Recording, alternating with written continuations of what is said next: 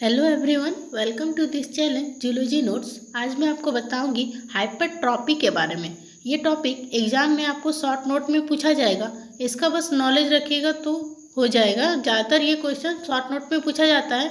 Question इस तरीके से पूछा जाता है जैसे describe ultra structure of skeletal muscles fibre, और उसके साथ हाइपरट्रॉपी को जोड़ देगा। कभी भी ये सिंगल में नहीं पूछेगा कि हाइपरट्रॉपी के लिए मतलब लॉन्ग क्वेश्चन में ये आए।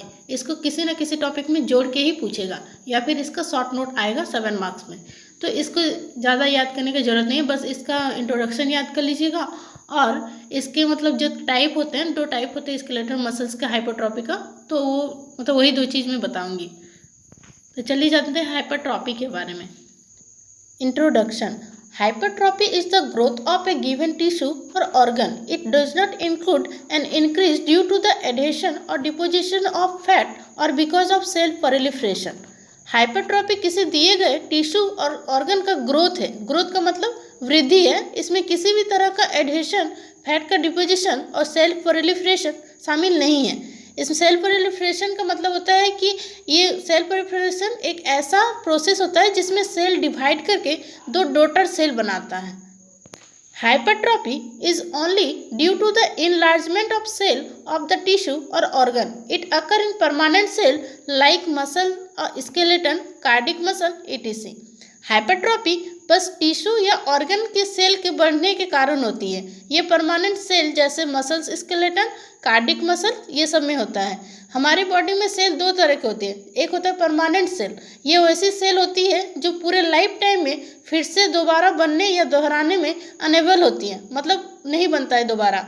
और एक होता है लेबियल सेल। ये इस तरह की सेल होती है जो लाइफ टाइम में बढ़ती है और कम टाइम के लिए जिंदा रहती है, जैसे स्टेम सेल्स। मसल हाइपरट्रॉपी और muscle building involve a hypertrophy or increase in size of skeletal muscles through a growth of in size of its component cells. Muscles hypertrophy involve होता है मसल्स बाइंडिंग के कंपोनेंट सेल के size में वृद्धि करके, skeletal muscles के size में वृद्धि करके। Type of muscle hypertrophy. कितने तरह के मसल हाइपरट्रॉफी होते हैं? तो ये 2 तरह के होते हैं। एक होता है सार्कोप्लाज्मिक हाइपरट्रॉफी और एक होता है मायोफाइब्रिलर hypertrophy. Sarcoplasmic hypertrophy.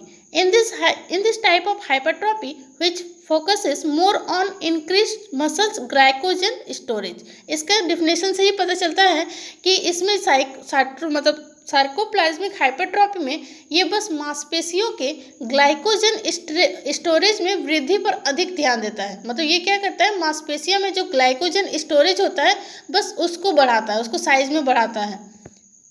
During sarcoplasmic hypertrophy the volume of sarcoplasmic fluid in the muscle cell increases with no accompanying increase in muscular strength. इसमें क्या होगा, इस हाइपरट्रॉफी के दौरान मसल सेल्स में सार्कोप्लाज्मिक लिक्विड की मात्रा बिना किसी एक्कम्पेयरिंग इंक्रीज मस्कुलर स्ट्रेंथ में वृद्धि के साथ बढ़ जाता है। Myofibrillar hypertrophy. In myofibrillar hypertrophy which focuses more on increase myofibril size. इसमें क्या होगा कि मायोफाइब्रिल हाइपरट्रॉफी बस जो मायोफाइब्रिल्स होते हैं आकार में बड़े हो जाते हैं उस पर अधिक ध्यान देता है। मतलब इसमें क्या होगा कि इसमें मायोफाइब्रिल्स का साइज होता है, जैसे मैंने आपको बताया था कि अल्ट्रा स्ट्रक्चर में अगर आप उसका वीडियो देखिएगा तो कैसे मायोफाइब्रिल्स 2 टुकड़ों में बढ़ते हैं, एक मायोसिन और एक्टिन। उसमें क्या होता है, मायोसिन के साइज पर ज़्यादा ध्यान दिया जाता है इसमें। During this hypertrophy, actin and myosin contractile protein increases in number and add to muscular strength as well as small increases in the size of muscles. Myofibrils hypertrophy के दौरान एक्टिन और मायोसिन को कॉन्ट्रैक्टाइल प्रोटीन में वृद्धि होती है और muscle size में वृद्धि करता है, मतलब उसमें मसल साइज में ग्रोथ करता है। आप चाहे तो लास्ट में ये फिगर आप ड्रॉ कर सकते हैं। ये फिगर है सार्कोप्लाज्मिक हाइपरट्रॉफी का।